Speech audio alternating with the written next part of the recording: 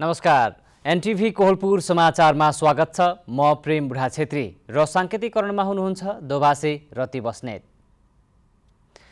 निर्वाचन आयोगका अनुसार अनलाइनबाटै मतदाता नामावली दर्ता गर्न मिल्ने गरी सफ्टवेयर तयार भइसकेको छ भने अरू केही प्राविधिक काम बाँकी रहेको छ।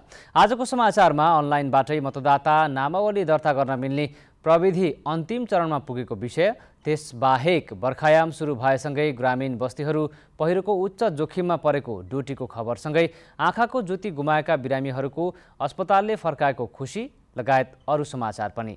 तर सुरुमा प्रमुख समाचार।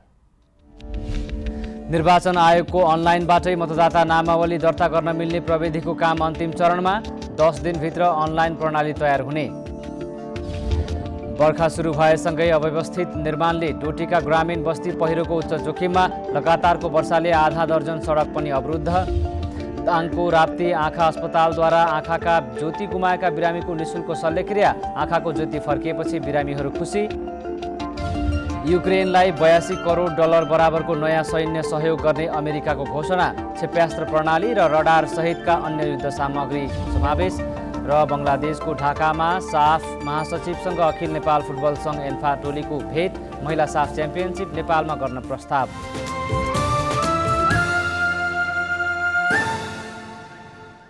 समाचार अब विस्तारमा। निर्वाचन आयोगले अनलाइनबाटै मतदाता नामावली दर्ता गर्न मिल्ने प्रविधि अन्तिम चरणमा पुगेको जनाएको छ। आयोगका अनुसार अनलाइनबाट विवरण भर्न मिल्ने गरी सफ्टवेयर तयार भइसकेको छ भने अरू केही प्राविधिक काम बाँकी रहेको छ। आयोगका प्रवक्ता शालिग्राम शर्मा पौडेलले अबको हप्ता 10 दिनभित्रमा अनलाइन प्रणाली तयार हुने जानकारी दिनुभयो। आयोगले यस्तो सुविधा उपलब्ध गराएपछि मतदाता नामावली दर्ता तथा अध्यावधि गर्न जिल्ला निर्वाचन कार्यालय, जिल्ला प्रशासन कार्यालय र इलाका प्रशासन कार्यालयमा पुग्नुपर्ने बाध्यताको अन्त्य हुनेछ। आयोगका अनुसार मोबाइलबाटै आफ्नो विवरण राख्न सकिने गरी सफ्टवेयर डिजाइन गरिएको छ। विवरणसहितका कागजात अपलोड गरेपछि व्यक्तिका मोबाइलमा नम्बर उपलब्ध हुनेछ। यो नम्बरका आधारमा सम्बन्धित निर्वाचन कार्यालयले बायोमेट्रिक लिएर प्रमाणीकरण गरी नामावली दर्ता गरिदिनेछ।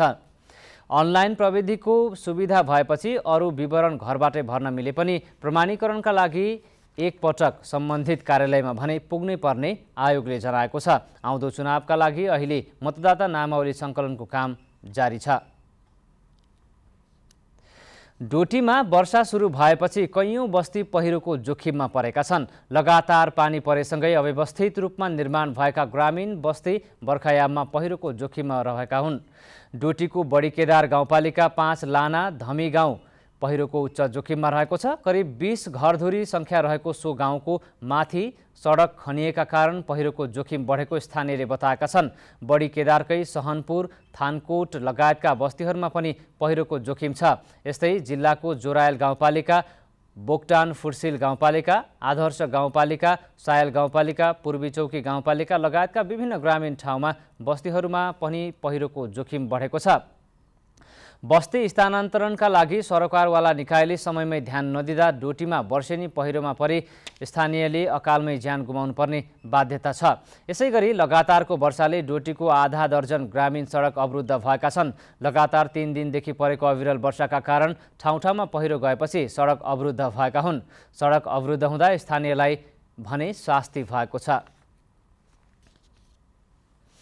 मनसुन सक्रिय भएसँगै नदी तथा खोलामा पानीको बहाव बढ्दो छ।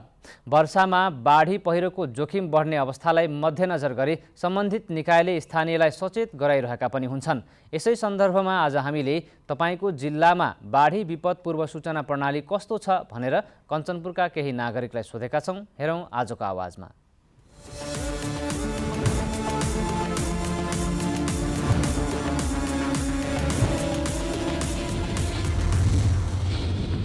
अब माथिबाट कुनै किसिमको समस्या आउँदा यहाँ डिओसीमा आउँछ। डिओसी मार्फत चाहिँ जिल्ला प्रहरी कार्यालय, यो के भन्छ भने जिल्ला प्रशासन कार्यालयमा डिओसी छ। डिओसी मार्फत चाहिँ यो यहाँको स्थानीय जुन हाम्रो चाहिँ भीमदत्त वडा नम्बर 11 अवस्थित चाहिँ इलाका प्रहरी कार्यालय छ। इलाका प्रहरी कार्यालय र सशस्त्र प्रहरी कार्यालय, सशस्त्र प्रहरी बलमा चाहिँ आउने गर्छ, म्यासेज आउने गर्छ। त्यो म्यासेज चाहिँ हामी स्थानीय जनप्रतिनिधिहरूलाई पाउँछ र त्यसपछि हामी स्थानीय जनप्रतिनिधि र प्रहरी सँगै मिलेर कहिले चाहिँ माइकिङबाट पनि गर्छौँ, नत्र उस्तै त्यत्तिकै पनि हामीहरू चाहिँ ठाउँ ठाउँमा भन्दै गर्छौँ। बाढी आएपछि हामीहरू बढी जस्तो क्या त मेसेजद्वारा थाहा पाइन्छ, उसमा मोबाइलमा मेसेजहरू आउँछ, त्यसले गर्दाखेरि हामी सबैले सूचना गर्छौँ, अरूलाई सूचना गरेर त्यसमा जो जोखिम ठाउँमा छन् तिनलाई सबलाई सुरक्षित ठाउँमा विद्यालयहरूमा वगैरामा जाने आग्रह छ। पहिला चाहिँ त प्रहरीहरूले दिन्छन् है, त्यसबाट परिवारहरूले पनि दिन्छन्, परिवार सङ्केत पनि हुन्छ, माथिबाट दार्चुलाबाट पानी आयो भनेर फोन गर्छन् यहाँ प्रहरीलाई, त्यसले हामीले सूचना पाइन्छ र अरू हाम्रो यहाँ वडाका अध्यक्षहरूले पनि हामीलाई जानकारी दिन्छन्।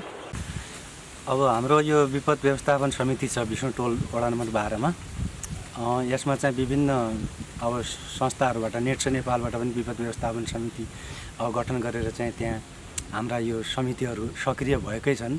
सूचना प्रवाह हाम्रो चाहिँ मौसम विभाग जोगबुढा शाखा हो कि कहाँ त्यहाँबाट पनि हाम्रो चाहिँ सूचना आइरहन्छ र विभिन्न अब यहाँ हाम्रा विपद व्यवस्थापन समितिबाट पनि भइरहेको छ। अब सुरक्षाकर्मीहरूबाट पनि एनाउन्स गरिराखेको अवस्था तयारीमा अब यहाँ नेट्स नेपालबाट विभिन्न संस्थाबाट दिएका इक्विपमेन्टहरूको अभ्यासहरू पनि यहाँ हाम्रो वैशाख जेठमा यिनीहरू समितिले चाहिँ गरिराखेका हो। अब यसको लागि चाहिँ अब खबर आदान प्रदान भनेपछि यस्तै यो सिडिएमसीहरू विपद व्यवस्थापन समितिहरू वडा नम्बर 11, 12, 13 का चाहिँ चलिराखेका। अब के थाहा हुनु, मोबाइलमा आउँछ यो के फेसबुकमा, अनि त्यहीमा सूचना मिल्छ, अनि त्यही हो। अब सूचना पाएपछि के गर्ने, आफ्नो घरको गर्ने, जहाँ पानी आउँदैन त्यहाँ जाने, अनि घरबाट सामान सबै उता गर्ने, अरू के गर्ने, यो घरको सबै सामान सार्छौँ, अनि के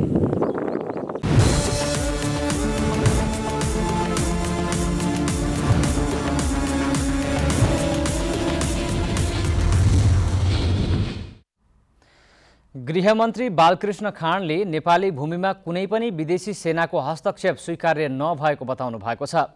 गृहमन्त्री खाँडले नेपाल सरकार कुनै पनि अन्तर्राष्ट्रिय सैन्य गठबन्धनमा नरहेको र अब पनि नरहने कुरामा प्रतिबद्ध रहेको बताउनु भएको हो। नेपाली कांग्रेस रूपन्देही क्षेत्र नम्बर 2 ले आयोजना गरेको स्थानीय तहमा निर्वाचित जनप्रतिनिधिहरूलाई सम्मान तथा बधाई कार्यक्रमलाई सम्बोधन गर्दै उहाँले सरकार पञ्चशीलको सिद्धान्तलाई मान्यता शिरोधार्य गरेर अगाडि बढ्ने बताउनुभयो।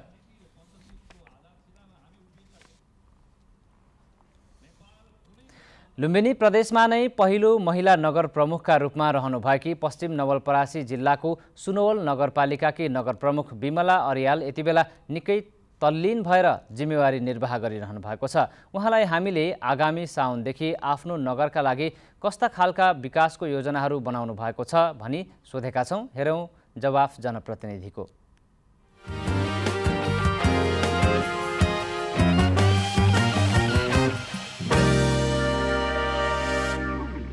5000 बराबर लिटर पानी हामी निशुल्क खुवाउने त्यो खालको चाहिँ मध्यम त्यो वर्गलाई हामी निशुल्क खुवाउने निर्णय गरेका छौँ भने अति विपन्नहरूको निम्ति हामीले धारा जडानमा निशुल्क गर्ने र उहाँहरूको निम्ति उहाँलाई पनि स्वच्छ पानी खुवाउने हामीले निर्णय गरेका छौँ। त्यसैगरी हामी बालमैत्री नगरपालिका बालिकाहरूको क्षेत्रमा पनि उहाँहरूलाई संरक्षण गर्ने सम्वर्धन गर्ने र अगाडि बढाउने र अवलोकनको गर्ने खालको एउटा स्थलको रूपमा विकास गर्ने हाम्रो त्यो एउटा योजना रहेको छ। त्यसैगरी हामीले चाहिँ बालमैत्री भइरहँदा हामी एउटा महिलाले लुम्बिनी प्रदेशकै इतिहासमा पहिलो पटक नगर प्रमुख पाइरहँदा हामीले चाहिँ महिलाहरूको क्षेत्रमा पनि महिला हिंसामुक्त बनाउनु पर्छ भन्ने लागेर वडा स्तरमा हामी महिला सेलहरूको गठन गर्दै हामी चाहिँ हिंसामुक्त नगरपालिका महिला मैत्री नगरपालिका बनाउने चरणमा छौँ। हामी महिलाहरूका निम्ति महिला विद्यालय खोलिरहेका छौँ भने हामीले चाहिँ विशेष गरी कोही नहुने केही नहुने अनाथहरू असहायहरूको निम्ति पनि हामीले आवासीय विद्यालयहरू खोल्ने निर्णय गरेका छौँ। विद्यालय खोलिसकेर आवासीय विद्यालयमा ती अनाथहरूलाई हामी चाहिँ उहाँहरूको भविष्यप्रति सचेत भएर अगाडि बढिरहेका छौँ।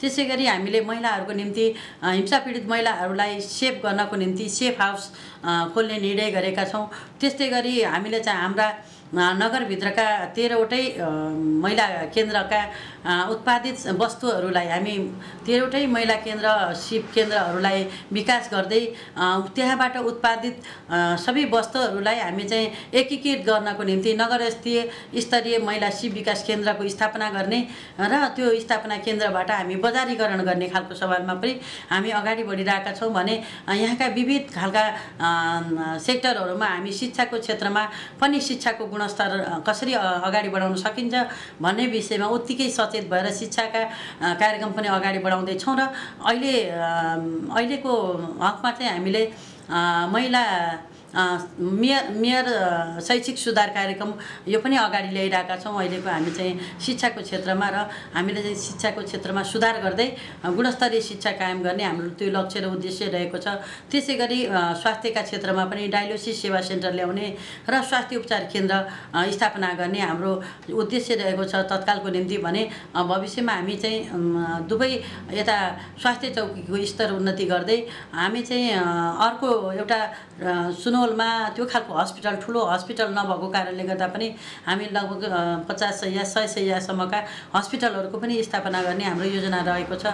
त्यसै गरी कृषिका क्षेत्रमा पनि हामी पकेट एरियाको रूपमा विभिन्न धान मकै गहुँ को रूपमा आलु पकेट एरियाको रूपमा चाहिँ हामी चाहिँ विकास गर्नको निम्ति कृषिमा आधुनिकीकरण गर्दै यान्त्रिकरण प्रयोग गर्दै हामी चाहिँ अगाडि बढ्ने हाम्रो त्यो लक्ष्य र उद्देश्य रहेको छ।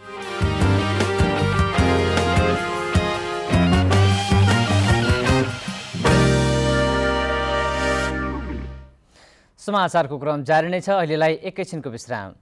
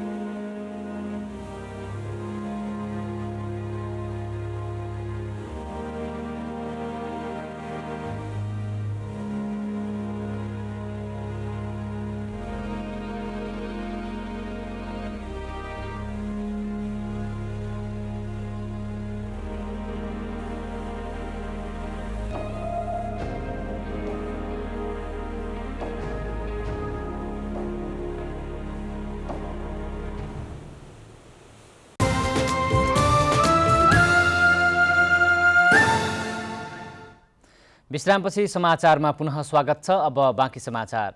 आँखाको ज्योति गुमेका धेरै बिरामीको संसार हेर्ने सपना अधुरो नै छ। तर दाङको तुलसीपुर स्थित राप्ती आँखा अस्पतालले गाउँ गाउँमा खोजी गरी निशुल्क शल्यक्रिया गर्न थालेपछि आँखाका बिरामीले नयाँ जीवन पाएको बताएका छन्। घोराइकी लीला परियारले 60 वर्षपछि संसार देख्नुभयो।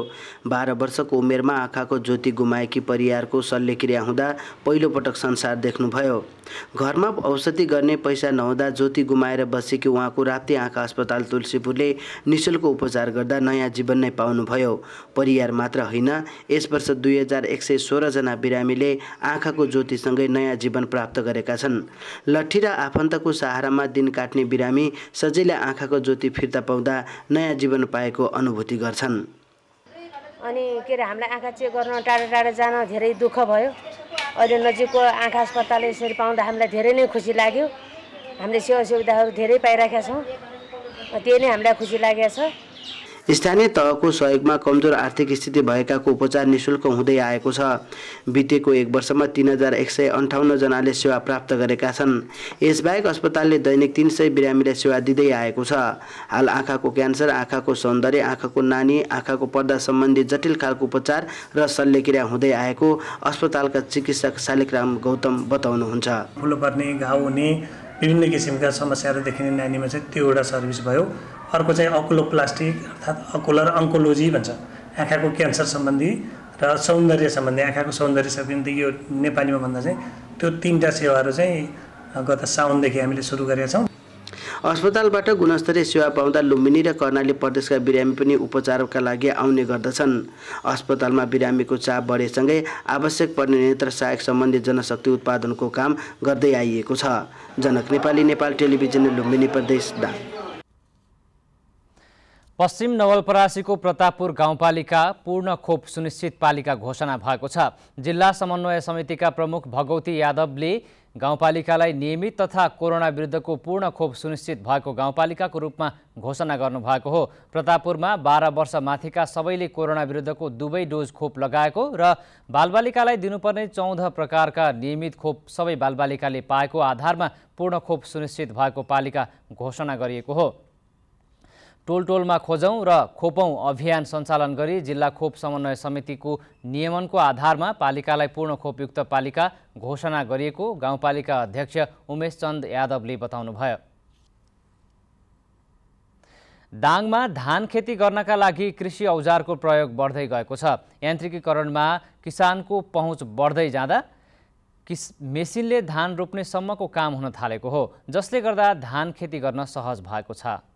धान खेती गर्नकै लागि हल गोरु पाल्ने चलन थियो, तर अहिले किसानको गोठमा हल गोरु नभई हात्ती ट्र्याक्टर राख्न थालिएको छ। कुनै समय धान खेती गर्न महिनौं दिन हिलोमा बिताउने दाङका किसान पछिल्लो समय केही दिनमै धान रोपाई सक्दै आएका छन्। धान खेतीमा कृषि यान्त्रिकरणको प्रयोग बढ्दै जाँदा खेती गर्न सहज भएको राप्ती गाउँपालिका वडा नम्बर 6 बग्रापुर निवासी हरिनारायण चौधरीले बताउनुभयो। खनजोतलाई पनि छिटो हुन्छ, धानको बिउ पनि सजिलै छर्न सकिन्छ। पहिले भन्दा अप्ठ्यारो थियो, अहिले त एकदमै सजिलो छ। जिल्लामा पहिलो पटक 4 पाङ्ग्रे यन्त्रबाट पनि धान रोपिएको छ। यसअघि 3 पाङ्ग्रे यन्त्रबाट धान रोपिएको थियो। किसानले हात्ती ट्र्याक्टर, ठुलो ट्र्याक्टरबाट सहज रूपमा रोपाईको लागि खेत तयार पार्दै आएका छन्। दाङमा करिब 39,500 हेक्टर क्षेत्रमा धान रोपाई हुँदै आएको छ, तर धान रोपाई गर्न चाहिने रोपारादेखि अन्य मजदुर पाइन छाडेका छन्, जसले गर्दा किसानले धान खेती गर्न यन्त्र रोज्न थालेको स्वर्गद्वारे ट्रेडिङ लमैका सञ्चालक सन्तोष जीसीले बताउनुभयो। अहिले चाहिँ नयाँ मेसिनहरूसँगै चाहिँ जोडिने क्रममा चाहिँ हामीले धान रोप्ने मेसिन अनि यसमा बिउ छर्ने मेसिन, यसको पनि बिउ राख्ने चाहिँ नयाँ चाहिँ अत्याधुनिक चाहिँ बिउ छर्ने मेसिन पनि हामीले भित्राएका छौँ। यो चाहिँ जो सबैजना किसानहरू चाहिँ खुसी नै हुनुहुन्छ। मेसिनबाट सहज रूपमा रोपाई गर्न र भित्र्याउन सकिने भएपछि किसानलाई धान मात्रै नभई मकै, गहुँ खेती गर्न सहज भएको छ। तर अझै किसानहरू पूर्ण रूपमा यान्त्रिकरणमा पुगि नसकेकाले सरकारले अझै कृषि क्षेत्रलाई पूर्ण यान्त्रिकरणमा अघि बढाउन ध्यान दिनुपर्ने देखिन्छ। दशरथ घिमिरे, नेपाल टेलिभिजन, लुम्बिनी प्रदेश, दाङ। कञ्चनपुरमा विद्युत प्राधिकरणको लापरवाहीले करेन्ट लागेर घाइते भएकी बालिकाको उपचार गराउनुपर्ने माग राख्दै आफन्तले तालाबन्दी गरेका छन्। घाइते बालिकाको उपचार तथा क्षतिपूर्ति माग गर्दै आएका पीडितका आफन्तले माग सुनुवाई नभएको भन्दै नेपाल विद्युत प्राधिकरण फ्युज सेवा कार्यालयमा अनिश्चितकालका लागि तालाबन्दी गरेका हुन्। गत जेठ 29 गते दोधारा चाँदनी नगरपालिका 3 को बडवाल टोल स्थित झोलुङ्गे पुलको माथि अव्यवस्थित रूपमा रहेको 11 केबीको विद्युत तारले करेन्ट लाग्दा सोही ठाउँकी 13 वर्षीय नेहा कठायत घाइते भएकी थिइन्। उनको नेपालगञ्जमा उपचार भइरहेको छ। समाचारको क्रम जारी नै छ, एकैछिनको विश्राम।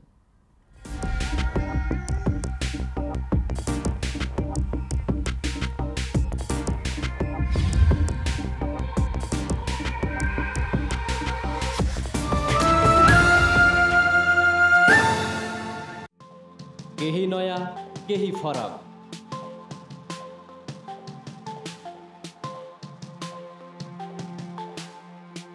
राष्ट्रिय सञ्चारको मेरुदण्ड नेपाल टेलिभिजनको प्रादेशिक च्यानल एनटिभी कोहलपुर, पश्चिम नेपालको लुम्बिनी, कर्णाली र सुदूर पश्चिमको एकमुष्ट आवाज, सत्य समाचार, तटस्थ विचार, कार्यक्रममा मौलिकता, समावेशिता र विकासमा विस्तार, डिजिटल दुनियाँमा तपाईको विचार र भावनालाई संसारसँग जोड्दै एनटिभी कोहलपुर, सूचना, शिक्षा र मनोरञ्जनको यो यात्रा हो समृद्धिको।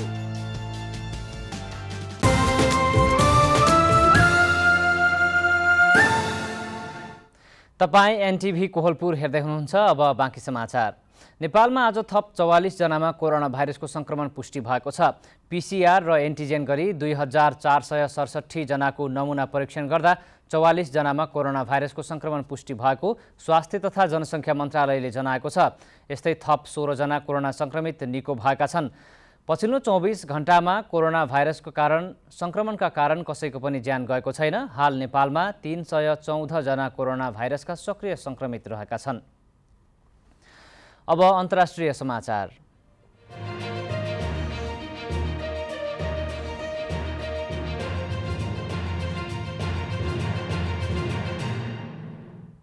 संयुक्त राज्य अमेरिकाले युक्रेनलाई 82 करोड डलर बराबरको नयाँ सैन्य सहयोग प्रदान गर्ने घोषणा गरेको छ। नयाँ सैन्य सहयोगमा जमिनबाट आकाशमा प्रहार गर्ने क्षेप्यास्त्र प्रणाली र राडार सहितको अन्य युद्ध सामग्री समावेश गरिएको छ। पछिल्ला दिनमा रुसले युक्रेनमा दर्जनौं क्षेप्यास्त्र प्रहार गरेर त्यहाँको जनजीवन अस्तव्यस्त पारेको छ। रुसी फौजको निरन्तर आक्रमणबाट भयभीत भएका युक्रेनी नेताहरूले सार्वजनिक रूपमा पश्चिममा सहयोगीहरूलाई तत्काल थप गोला बारुद र आधुनिक हात हतियार उपलब्ध गराउन गरेको आह्वानको जवाफमा अमेरिकाले नयाँ सैन्य सहयोग गर्ने घोषणा गरेको हो। अमेरिकाले युक्रेनलाई हतियार र सैन्य प्रशिक्षणमा 8 अर्ब 80 करोड डलर भन्दा बढीको सैन्य सहयोग गर्ने प्रतिबद्धता जनाएको छ। अब आर्थिक समाचार।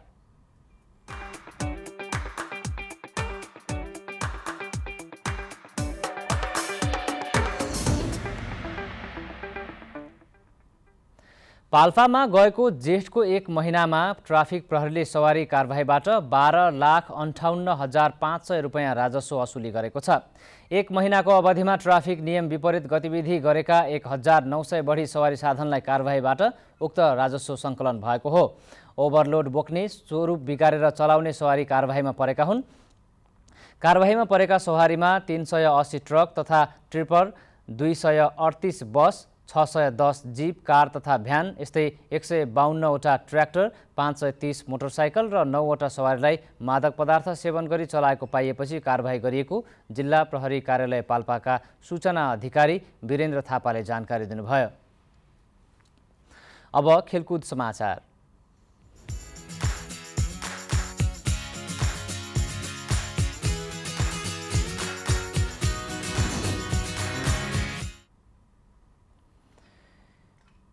अखिल नेपाल फुटबल सङ्घ एन्फाका महासचिव किरण राई नेतृत्वमा बङ्गलादेशको ढाका पुगेको टोलीले साफका महासचिवसँग भेट गरेको छ। टोलीले ढाकामा रहेका साउथ एसियन फुटबल फेडरेसन साफ मुख्यालयमा साफ महासचिव अनवरुल हकबोय हेललसँग भेट गरेको हो। भेटमा एन्फा महासचिव राईले आउँदो अगस्त 29 देखि सेप्टेम्बर 10 तारिक अर्थात् भदौ 30 गतेदेखि 25 गतेसम्म महिला साफ च्याम्पियनसिप नेपालमा गर्न प्रस्ताव गर्नुभएको छ। नेपालको प्रस्तावमा साफ महासचिव सकारात्मक रहेको र साफ कङ्ग्रेसमा थप छलफल हुने एन्फाले जनाएको छ। अब मौसम।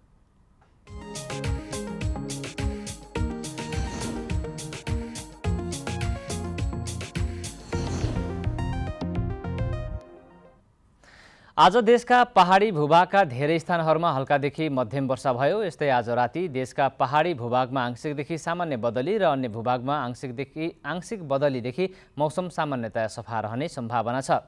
अब मौसम सम्बन्धी थप विवरण।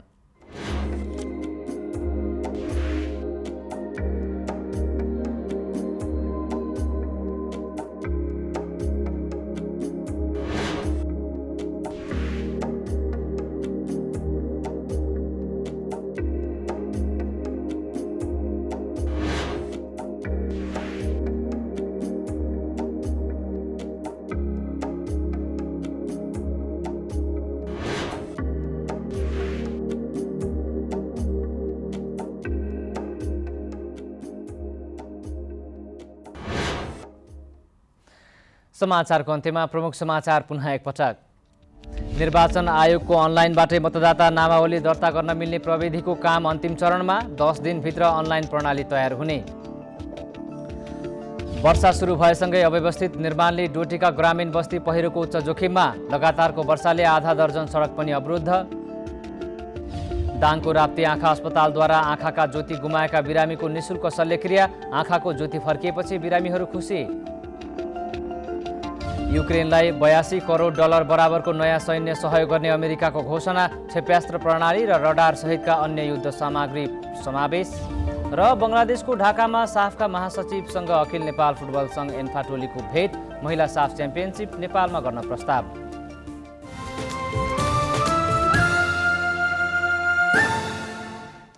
हवस् त अहिलेलाई समाचारको सिलसिला यति नै, बिदा दिनुहोस्। नमस्कार।